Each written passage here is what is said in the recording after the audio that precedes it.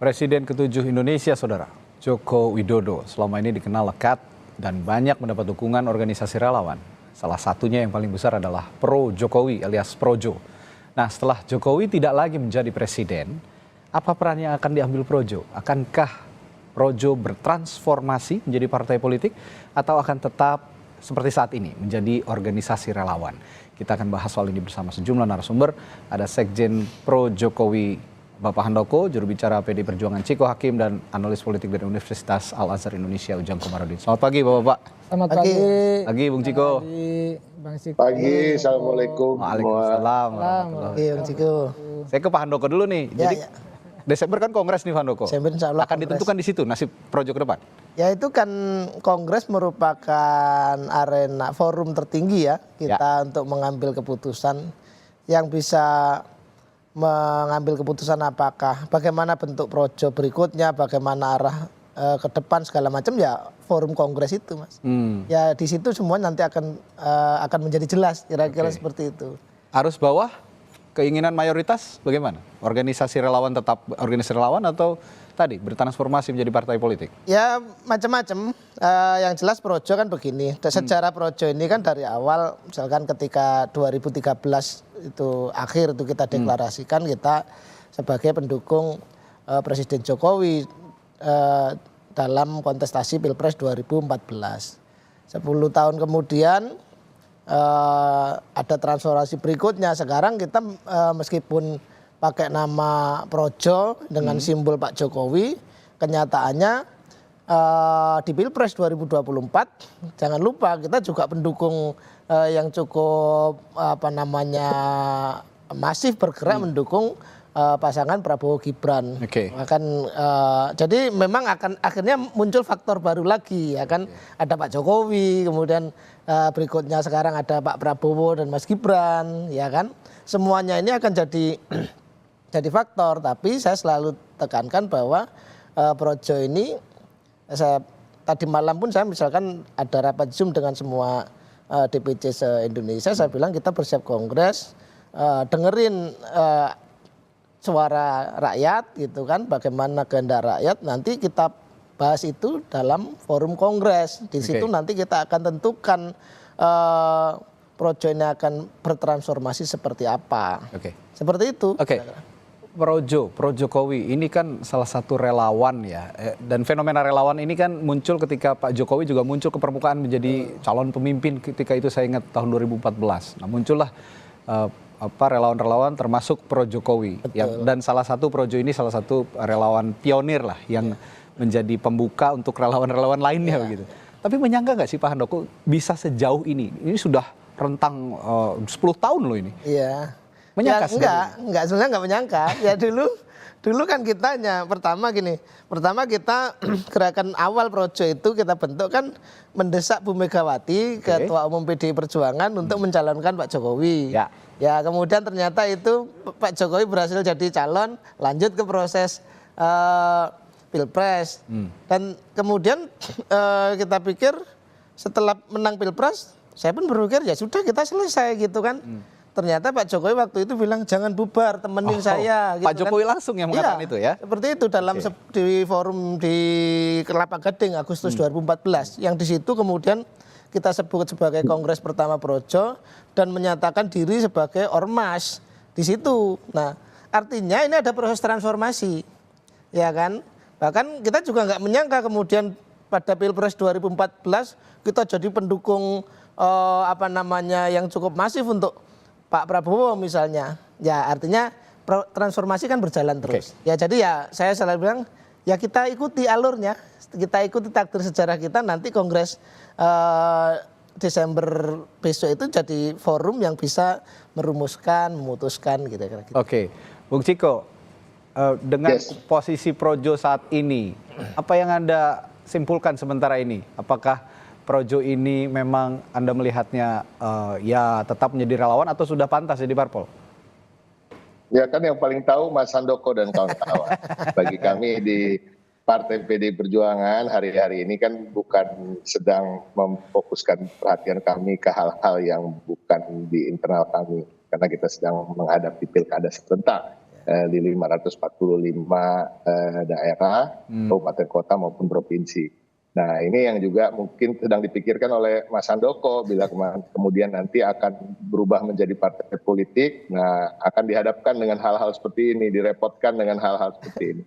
Ya. Tapi kami doakan aja yang terbaik, karena kan sesama anak bangsa tentunya mempunyai hak politik, mempunyai hak untuk mengeksersis apapun itu yang menjadi pemikiran maupun ideologi dan visi misinya untuk bangsa dan negara, bisa melalui jalur manapun. Dan kalau masuk ke politik ya memang yang paling wajar, yang paling normal, karena memang negara kita ini menganut sistem partai politik, apapun itu untuk mengajukan calon dan lain-lain itu khususnya di Pilpres adalah melalui partai politik, dan juga di pilkada, walaupun juga sekarang diperbolehkan calon-calon independen. Tapi kembali lagi, kami serahkan sepenuhnya tentunya, ini adalah kewenangan teman-teman yang berada di bawah. Tapi gini Bung Ciko, fenomena relawan ini sebagai entitas politik begitu ya, di pentas politik di tanah air gitu. Ini nggak lepas dari peran PDI Perjuangan sebenarnya dari tahun 2014 kala saat itu mengusung seorang Joko Widodo sebagai calon presiden. Nah, Anda melihatnya saat ini, apakah PDI Perjuangan juga punya punya kepentingan investasi politik begitu di Pro Jokowi, di organisasi Pro Jokowi ini? Enggak juga, kami nggak pernah berhitung-hitung terkait dengan itu. Kalau fenomena terkait kedekatan PDI Perjuangan dengan kekuatan masyarakat sipil non-partai itu kan sebenarnya sudah kita bisa tarik garisnya lebih jauh ke belakang ya. Bahkan di era Orde Baru sekalipun dan di era awal-awal reformasi. Jadi bukan hanya terkait dengan pencalonan Presiden Joko Widodo kemarin di Pilpres periode pertama maupun periode kedua. Jadi intinya bagi kami, kami ikhlas, bagi kami apa yang kami perbuat untuk bangsa ini adalah ansih untuk bangsa dan negara dan rakyat. Dan memang kadang-kadang dalam perjuangan itu kan ada gerbong-gerbong yang akan tentu kemudian bersatu dan mendukung satu cita-cita yang bersama. Namun kalau pada akhirnya juga berpisah jalan, ya itu kan takdir ya, itu jalannya. Dan bagi kami nggak ada masalah, dan kita lihat aja nanti, karena ketika berubah dari ormas menjadi parpol bukanlah hal yang mudah, tapi saya rasa Mas Handoko dan kawan-kawan bisa lah menghandle hal-hal seperti itu. Ini beda banget nih sama beberapa waktu ke belakang kayaknya udah tone down banget sama relawan-relawan di PDI Perjuangan. Kalau kemarin kayaknya kenceng banget gitu, kalau sekarang udah mulai tone down. Karena memang satu entitas yang sepertinya sudah sangat diperhitungkan di kancah politik tanah air. Bukan begitu, Kang Ujang? Setiap hal itu kan ada waktu dan tempatnya masing-masing. Nah itu, pas itu. Ya, sudah patut diperhitungkan, begitu Kang Ujang ya? Ya, kan begini, dalam sejarah relawan pasca reformasi, Projo salah satu relawan yang dianggap sukses. Oleh karena itu ya punya posisi sendiri, baik dalam konteks kemasyarakatan maupun dalam konteks posisi jabatan. Terbukti kan relawan yang diperhitungkan di masa Pak Jokowi adalah Projo. Walaupun ketika itu ya kita mengkritisi juga Bang Handoko ya, ketika mau jadi wamen dulu kan mengancam-ancam juga kan, mau mundur, artinya dapat juga. Tapi itulah perjuangan politik, ketika katakanlah sukses gitu ya, berjuang, maka di masyarakat mendapatkan nama besar, di posisi puncak kekuasaan dia mendapatkan jabatan menteri. Nah dalam konteks ini kan sebenarnya maka muncullah tumbuh relawan-relawan yang lain yang besar yang ingin mengikuti jejak Projo itu. Nah saya melihat hal yang wajar ketika semua komponen bangsa, anak-anak bangsa gitu yang memang katakanlah bergelut di politik ingin seperti Projo yang dianggap sukses, bukan hanya mendorong Pak Jokowi menang, tapi mengawal dalam 10 tahun terakhir. Oleh karena itu hari ini kan sebenarnya mirip-mirip yang dilakukan oleh Pak Prabowo, seperti GSN ya, Gerakan Solidaritas Nasional yang akan dibentuk. Tapi memang lebih formalistik yang gerakan Pak Prabowo ini. Projo, Bara JP dan lain-lain tidak formalistik. Dia bergerak sendiri dengan kekuatan besar masing-masing, tapi kelihatannya di Pak Prabowo ini akan lebih diformalkan. Tetapi apapun itu saya melihat bahwa relawan ini tumbuh muncul sebagai bagian daripada tadi jembatan perjuangan politik dari anak-anak bangsa. Ketika misalkan di partai politik mohon maaf tidak terlalu suka, maka ya relawan menjadi pilihan gitu. Ya sebenarnya dalam konteks berdemokrasi partai politik harus menjadi pilihan. Karena katakanlah semua distribusi kekuasaan itu banyak diambil ruang-ruangnya oleh partai politik. Walaupun memang di kesempatan yang lain, di sisi yang lain juga banyak juga distribusi kekuasaan itu dari yang lain, tadi dari relawan pun bisa. Ya, tapi saya melihatnya apapun itu, ketika nanti misalkan Projo jadi ormas ataupun bertransformasi jadi partai politik, semua yang terbaik lah. Saya sepakat dengan semua untuk kepentingan publik begitu. Tapi kalau kata Kang Ujang, ini relawan ini adalah alternatif lain begitu bagi anak bangsa untuk menempuh jalur politik selain partai politik. Di saat partai politik juga catatannya ya banyak juga masyarakat yang apatis. Nah kalau sudah bertransformasi, nanti jangan-jangan masyarakatnya malah apatis sama Projo. Gimana? Ya itulah ujian dari Bang Handoko dan teman-teman Projo ya. Tadi Bang Ciko juga mengatakan membuat partai tidak murah dan tidak mudah. Tahu persis itu tokoh-tokoh dalam pasca reformasi pun bagaimana misalkan partai-partai yang baru muncul tidak masuk PT gitu.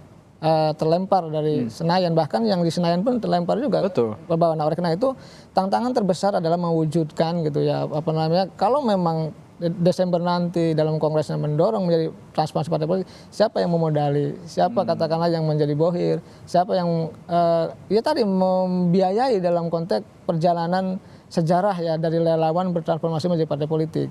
Karena tadi saya katakan Gerindra sendiri kita tahu misalkan sekarang Pak Prabowo yang dulu kalah dan menang itu juga tidak sedikit mengeluarkan biaya yang tinggi gitu. Partai Pak PDIP juga berdarah-darah juga dalam konteks membesarkan partainya itu. Jadi saya meyakini, tapi apapun itu tantangan sekali lagi ya. Pilihannya ada pada Mas Handoko, Pak Projo, bahwa apakah berani. Kalau dulu saya menyarankan ya Bang Handoko ya, waktu kita Zoom saya bilang ya kalau bisa sih menjadi partai politik.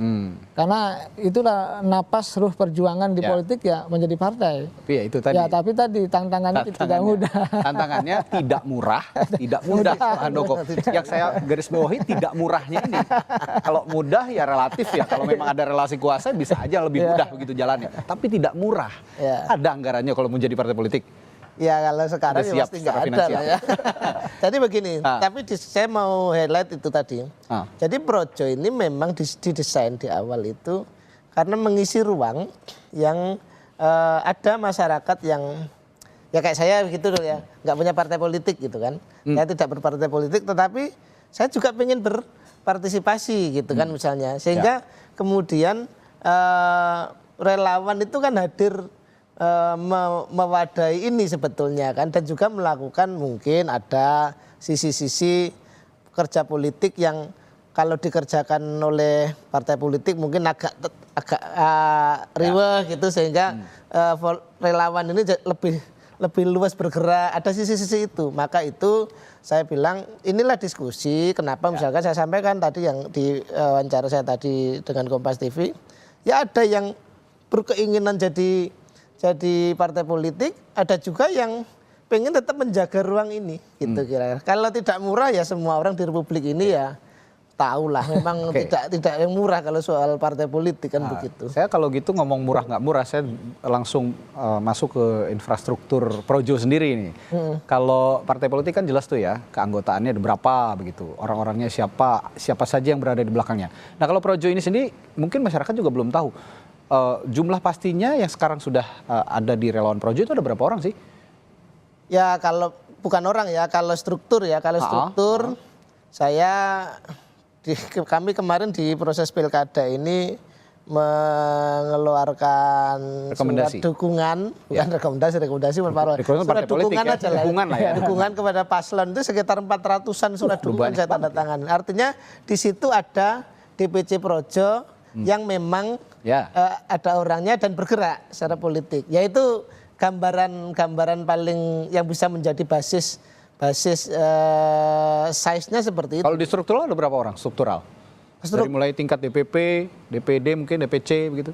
Ya kalau kepengurusan kan di rata-rata itu kan sekitar 30-35 orang gitu. Ya sudah kalikan itu aja lah kalau pengurusnya kan begitu. 30-35 dikalikan pengurus-pengurus di masing-masing provinsi dan kabupaten kota. Ya kira-kira seperti itu. Kalau kepengurusan. Kalau gitu ya tadi balik lagi ya, infrastrukturnya juga harus diperkuat kalau memang ingin jadi partai politik.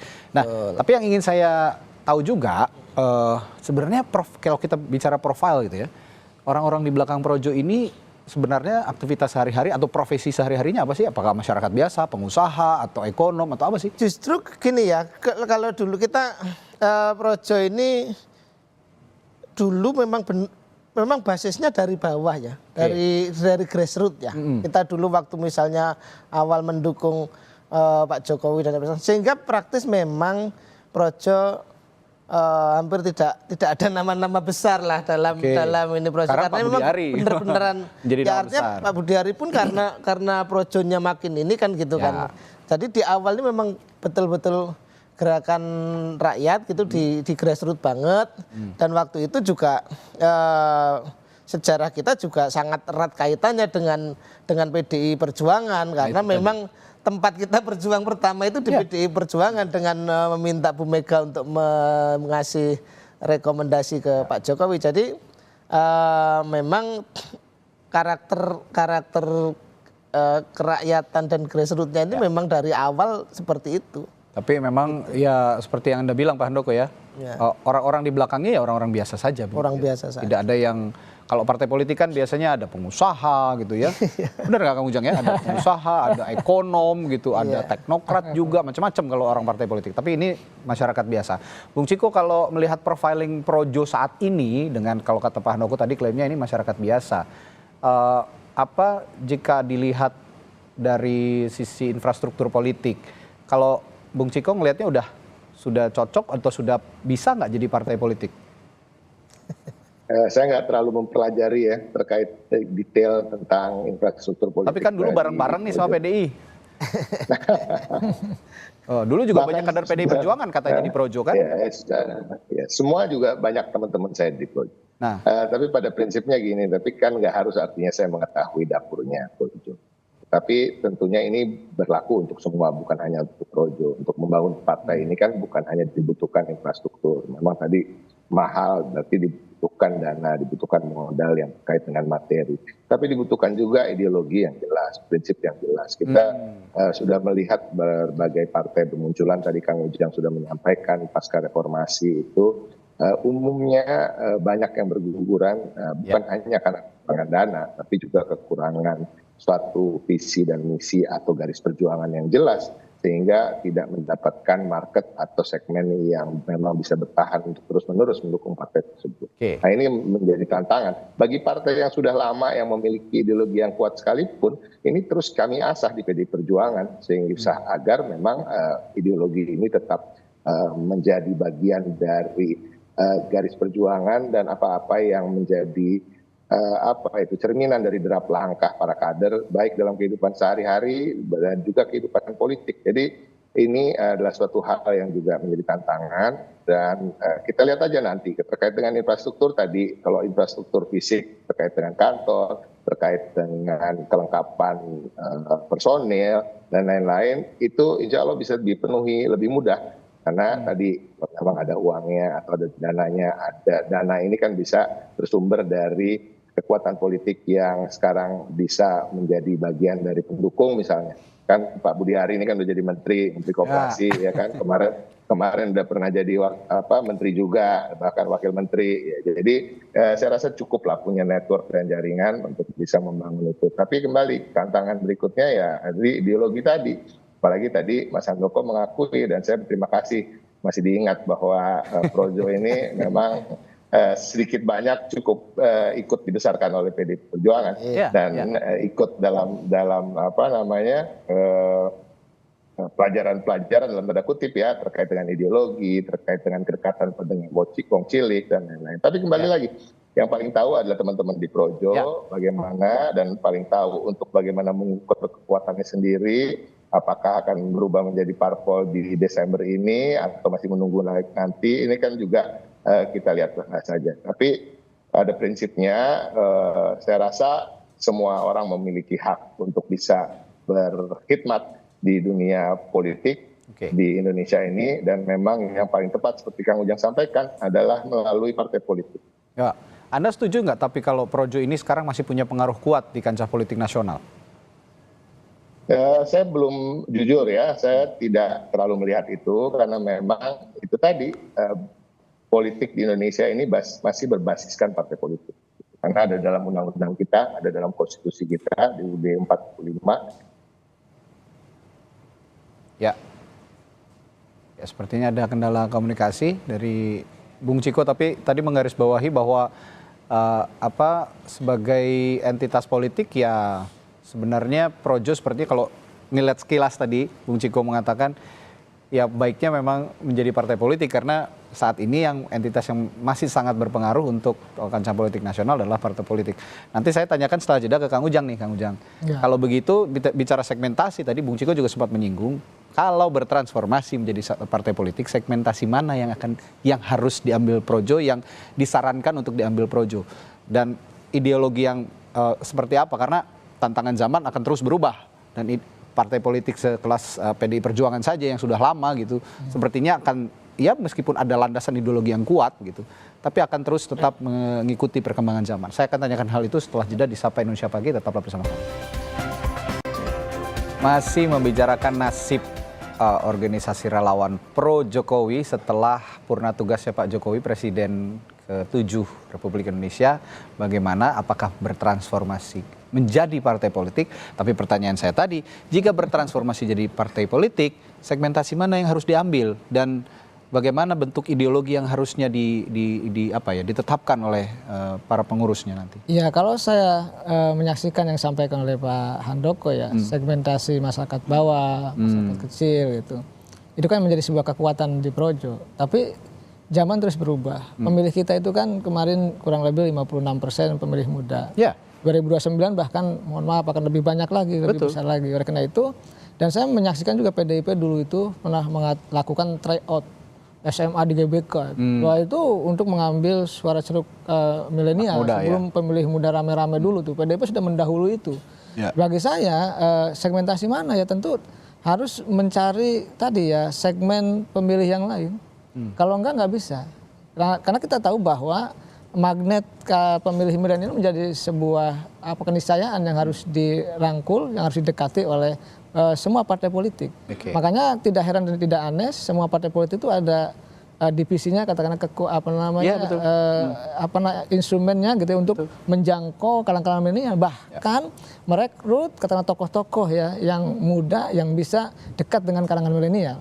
Karena dalam bahasa politik itu, kalau bahasa saya ya, kalau kita ingin mendekati suatu kaum ya harus menggunakan dengan kaum itu. Kalau kita ingin mendekati kalangan milenial ya harus dengan menggunakan bahasa milenial itu. Artinya ya dengan pendekatan anak-anak muda. Persis dengan yang dilakukan oleh Pak Jokowi 2014, 2019, bagaimana 2019 itu menggunakan motor, jaket dilan gitu. Itu kan bagian cara-cara untuk mendekati pemilih-pemilih muda. Gimik-gimik untuk mendekati pemilih muda. Ya, suka tidak suka itu harus dijalani dan ditempuh oleh partai politik kalau memang ingin mendapatkan dukungan yang besar. Dan kita tahu juga Pak Prabowo bagaimana menang itu karena dukungan 40% lebih dari kalangan milenial, anak-anak muda. Saya keseharian juga dengan anak-anak muda karena mengajar ya. Jadi 8 tahun juga keliling-keliling, ya dia punya preferensi sendiri terhadap tokoh maupun terhadap partai politik. Jadi kalau saya melihat ya harus mengembangkan segmentasi pemilih itu, nggak bisa dalam satu ceruk ruang pemilih. Karena bagaimanapun kalau kita lihat perkembangan situasi, maka tadi politik begitu berkembang dengan cepat gitu, industri pemberitaan juga begitu, media sosial begitu cepat juga, maka suka tidak suka ya tadi membentuk sebuah kekuatan, kalau saya jaringan dari kalangan muda itu. Nah itu menjadi salah satu pilihan. Tentu ya segmen lain jangan ditinggalkan. Apa segmen emak-emak gitu, itu kan menjadi kekuatan juga. Jadi segmen tetap petani, nelayan, buruh itu jadi sebuah kekuatan. Jadi di politik itu banyak simpul-simpul kekuatan yang harus dirangkul. Tetapi kekuatan utama ke depan saya menyaksikan itu adalah anak muda. Bahkan saya meriset gitu. Alih jenjang kepemimpinan di Indonesia itu tahun 2033 ini orang tua udah menyingkir dan digantikan anak muda. Jadi ini mulai pelan-pelan sedikit demi sedikit anak-anak muda menapaki jalur politik. Makanya di pilkada saat ini banyak calon dari kalangan anak muda.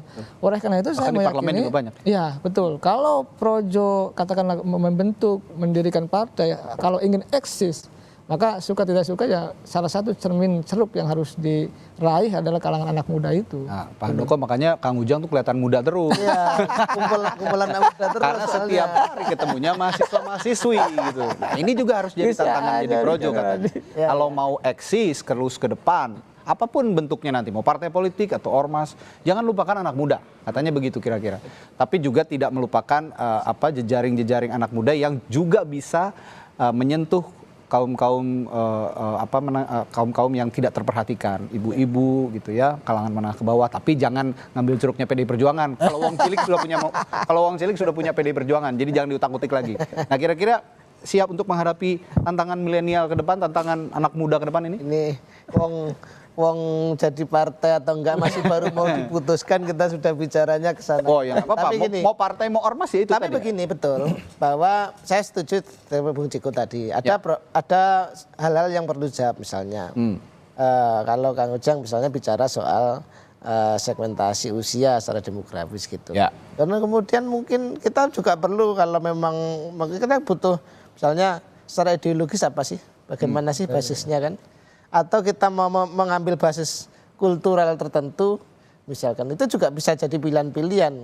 Ya kan, misalnya ginilah, ada partai, ya kayak PKB itu NU, itu kan ada basisnya gitu kan. PDI Perjuangan begini, terus yang lain ada lagi basisnya PSI anak muda, gitu. Ya kan, memang ada beberapa variabel, ada mungkin kita bisa bicara segmentasi usia tadi, atau kita ngomong secara ideologis juga harus jelas, ya kan, arah bagaimana kita mendefinisikan ideologi sebagai basis gerakan ke depan seperti apa. Jadi memang saya mengakui banyak hal yang harus dipikirkan, nggak sekedar kita jadi partai ya gitu, nggak sekedar begitu. Nggak semudah itu. Banyak hal selain soal mudah dan murah tadi, ada persoalan-persoalan tadi. Itu kami juga menyadari, maka kemudian ini masih menjadi diskusi di teman-teman di Projo, itu masih jadi diskusi seperti. Gak hanya diskusi sama teman-teman, Pak Jokowinya sendiri diajak diskusi tapi.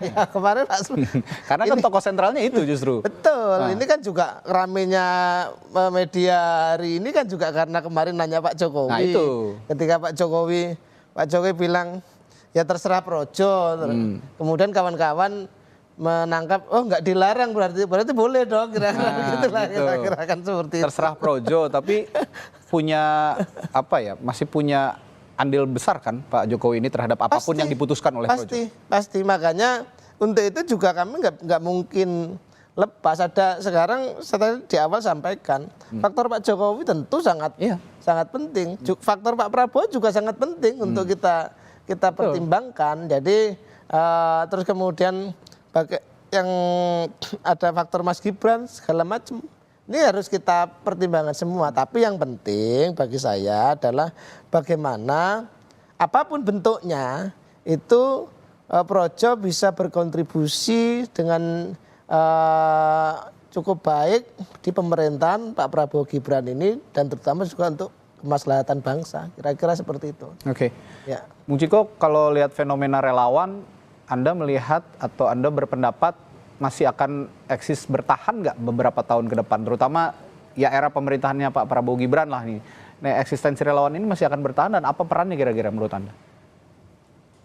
Sangat akan bertahan, saya rasa sampai sepanjang masa ya. Masih akan bertahan terus? Ya, terus-terusan akan bertahan. Kita sendiri di PDI Perjuangan selalu berkutat dan berinteraksi dengan para relawan dalam mendukung di 545 pilkada ini misalnya. Kami juga bekerja sama dengan simpul-simpul relawan. Yang paling dekat saya di DKI Jakarta. Kita juga saling bertumpu dengan para relawan. Karena memang kalau kita hanya berbasiskan partai politik, walaupun memang itu yang menjadi perhitungan apabila kita terkait dengan dalam tanda kutip ya pembagian porsi-porsi dalam kekuasaan. Tetapi tentu ke dalam gerakan-gerakan ini banyak juga tidak semua orang ingin bergabung secara resmi dalam satu partai politik. Dan itu juga harus dihargai. Seperti kita juga harus menghargai bila ada yang ingin membangun suatu partai politik. Dan ini fenomena yang akan terus ada, bertahan, baik itu di keliling kekuasaan maupun di keliling partai-partai yang tidak berada dalam kekuasaan. Ini suatu keniscayaan. Kalau kita lihat koalisi masyarakat sipil misalnya, itu kan sebenarnya secara tidak langsung juga bisa disebut sebagai bagian dari relawan dalam tanda kutip, tetapi relawan yang misalnya mendukung isu, mendukung program, bukan mendukung individu ataupun mendukung partai politik atau mendukung siapapun dalam kontestasi politik. Jadi relawan dalam hakikatnya adalah volunteer, orang-orang yang bergerak karena biasanya ada kesamaan visi dan misi. Nah, kalau visi dan misi itu bisa dalam politik, bisa juga dalam hal-hal yang terkait kehidupan dalam kesejahteraan sosial, budaya, dan lain-lain. Dan ini akan terus ada, dan institusionalisasinya tentunya beragam. Ada yang secara resmi, ada yang tidak, ada yang kemudian berpikir-pikir seperti Mas Handoko untuk menjadi partai politik. Oke, tapi gini, saya balik lagi ke pembahasan fenomena relawan, Kang Ujang. Kalau namanya relawan, biasanya kan rela melakukan apapun tanpa mengharapkan apapun gitu. Tapi sepertinya relawan-relawan sekarang punya punya pola pikir yang lebih maju lah, katakan lebih maju. Saya tidak akan mengkritik bahwa minta sesuatu atau tidak, tapi punya pola pikir lebih maju untuk mengembangkan posisi relawan itu sendiri. Nah, kira-kira dengan format relawan yang sekarang, yang saya tadi singgung, biasanya kan relawan itu rela melakukan apapun tanpa mengharapkan apapun. Tapi kalau sekarang, sepertinya prinsip take and give itu nggak bisa dikesampingkan. Anda melihatnya ini wajar, seperti ini polanya? Karena kalau relawan-relawan dulu kayaknya berjuangnya ya tanpa minta apapun gitu. Ya, sebenarnya fenomena relawan itu bukan muncul di zaman Pak Jokowi saja. Pak SBY juga sudah memulai itu. Sudah memulai bagaimana relawan masuk ke komisaris-komisaris, misalkan jabatan-jabatan tertentu, ada yang dubes dan macam-macam gitu. Dan hal itu masih terjadi juga kan. Jadi cuman bedanya dulu nggak terorganisir kali ya? Ya, kalau saya sih melihatnya gini, siapapun yang pernah berjuang, yang berdarah-darah, memenangkan kandidat berhak untuk mendapatkan. Tapi memang harus juga dipilah dan dipilih.